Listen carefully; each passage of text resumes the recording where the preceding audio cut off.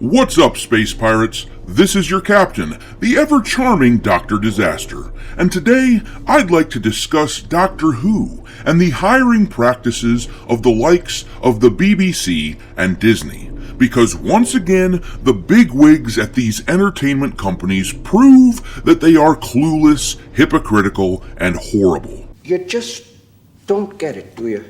You don't. The people at the BBC have hired someone to do a novelization of the Christmas special for Doctor Who that acted as Ncuti Gatwa's introductory episode as the Doctor, and the person they hired is exactly who you would expect these days. A person who says awful, no good things about people based on their skin color. This is emblematic of how Doctor Who is run these days, or, as I like to call it, Doctor. What the hell is even that? We're going to look at what this author has to say about white people on Twitter, and, well, if you have any taste at all, it will absolutely make your stomach turn. As usual, these people are telling us outright that they hate our culture in no uncertain terms. And by us, I don't just mean white folks, by the way. I mean people who like our collective culture and don't want to see it destroyed. But it's like they want us to know how much they hate us. They aren't even disguising it anymore. And the useful idiots who simp for these big corporate supervillains cheer them on because they've made a lifestyle out of being contrarians. Hey! Yeah! This is fine. I'm okay with the events that are unfolding currently.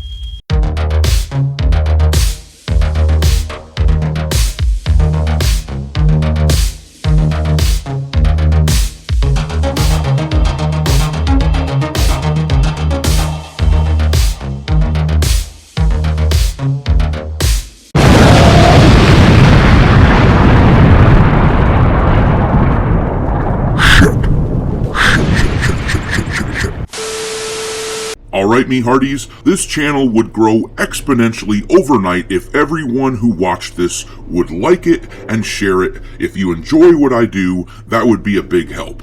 Also, don't forget to follow me on Twitter. My handle there is Dr. Disaster1. But let's read about this author who is hired to basically talk shit about the people who grew up loving Doctor Who.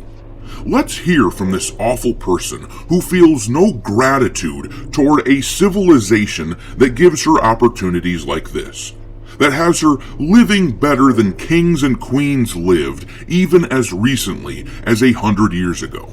This article comes to us from the website That Park Place. The headline says simply, BBC hires anti-white activist Esme Ghakemi Pearson to write Doctor Who novelization. The article then says, in an investigative report, YouTuber Price of Reason uncovered Ghakemi Pearson's activism. If you want to watch this video, I will drop a link in the description. I wasn't aware of this channel before, but it was a pretty good video. I recommend you check it out after watching this one. But anyhow, the article says, Price of Reason first cites Ghakemi Pearson's official website where she describes herself as an author of Nigerian, Jamaican, and British Australian heritage. Her work primarily focuses on people who live at the intersection of identities, whether that's here on Earth or in faraway galaxies of her own creation. I mean, that is the problem with people like this, isn't it? They just don't seem to understand that the point of escapism is, in fact, to escape from the real world, even if just for like an hour or two. That is the point of a good story.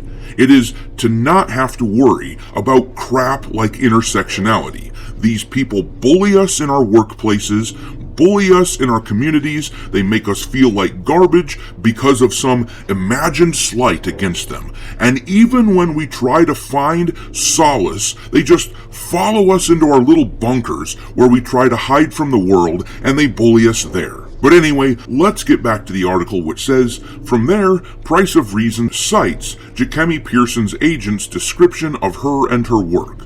Winner of the inaugural Gallants and Rivers of London BAME SFF Award in 2020, now known as the Future Worlds Prize, her writing is invariably about black people dismantling space empires, traveling through time, and saving the world, often simultaneously.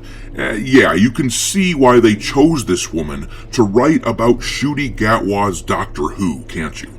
This hire also tells us exactly what these bozos plan to do with Doctor Who over the next few years. It's all going to be about the actor's skin color. Even if he's interacting with like space aliens and monsters of the night, the scariest thing to these writers will always be the imagined racism that they see underneath every bed. Anyhow, carrying on, the article says, her agent also highlights that she is the co-founder of the organization Impact of Omission, as featured in The Guardian, HuffPost, and the Channel 4 documentary Where's My History, with footballer and anti-racism campaigner Troy Deeney. Impact of Omission makes clear its goals on its website. We are Impact of Omission, blah blah blah blah blah. The irony here is that these days, the so-called racist structures of the West are not omitted at all, are they? It's the only thing these people want to talk about. These grievances are power, as they have learned. Claimed victimhood gives them the ability to move up the corporate ladder. It's all pathetic and awful. But continuing on with this point, the article says, the site adds, we are by no means the first people to campaign for a more accurate and truthful curriculum that celebrates the contribution of black Brits whilst exploring the country's violent, racist past. The organization's About section also posits racism is just as institutional and systematic here in the UK as it is in the US. The problem is, here we aren't taught about it. Once again, this is a damn joke. They won't shut up about it these days. These people don't want to heal wounds. They want to poke at them and prod them until they have more power and more wealth. That is all this is about, and anyone who says anything else is either a mindless woke zombie who follows the zombie master's commands no matter what they are, or they're trying to sell you something. In other words, they are the zombie master. But here's the part that really gets my goat. Price of Reason shared a number of social media posts from her that show her resentment against white people. In November, she posted, "Am I crazy, or is every single one of the Goodreads Choice Fantasy finalists a white author? If so, this confirms my hunch, a palpable shift away from reading diverse fantasy, likely as a reactionary response to the championing of BIPOC stories the last few years. Oh no, LOL. Why are you the way that you are? Companies are shifting away from your woke bullshit because it doesn't sell, you ignoramus. You aren't even appealing to the people that you're supposedly trying to save, because it turns out that nobody wants to be a perpetual victim. And few people like perpetual racism, even if it benefits them. In another post, she wrote, "Book Talk faves are also overwhelmingly white and hetero. This informs what books are seen as profitable, low risk. And to be honest, hot take incoming, I think if you only read what's trending and make no effort to seek out and shout about diverse, quality literature, then you're part of the problem." And this is exactly what I'm talking about here. This is entirely self-serving. She ignores the fact that Book Talk faves are overwhelmingly white and hetero because in the UK and the US, the overwhelming majority of people are white, and an even more overwhelming majority of people are heterosexual. I mean, not to be too crass, but we would literally have to be hetero in order to survive as a species. My guy Splinter from the original Teenage Mutant Ninja Turtles movie said it best when discussing people like this. The Shredder uses you. He poisons your minds to obtain that which he desires. He cares nothing for you or the people you hurt.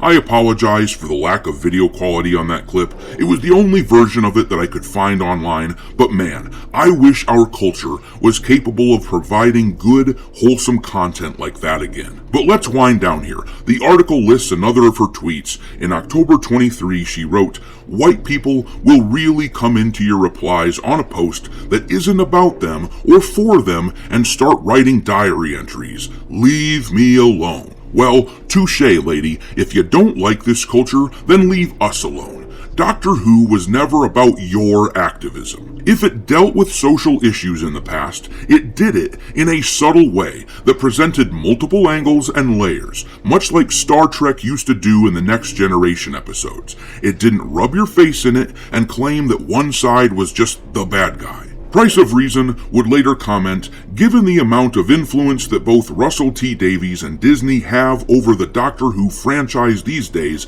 it's entirely possible and likely that they had even signed off on this endorsement as well." And I'm going to clarify this a bit here.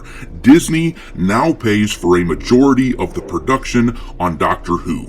And as I've said before on this channel, if you don't think that comes with strings attached, you're a blithering idiot. Disney is calling most of the shots now, I guarantee you, and this hiring absolutely reeks of Disney. The rest of the article talks about another Disney hire, Christina Ariel, and how ridiculous it is that they still keep her around despite her absolute hatred of white people, but I'll do you one better. It's ridiculous that they hire people like this and keep them around, especially in light of how they fired Gina Carano for basically doing nothing, for posting something that was decidedly not controversial or offensive unless you are a wannabe totalitarian. But that's what these people are, and as I said at the top of the video, it's like they want us to know it. They want us to know how much they hate us, and by now, I do.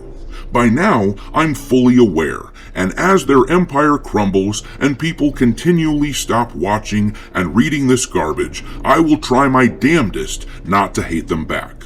I will try my best to simply pity them. Thanks for watching, me hearties.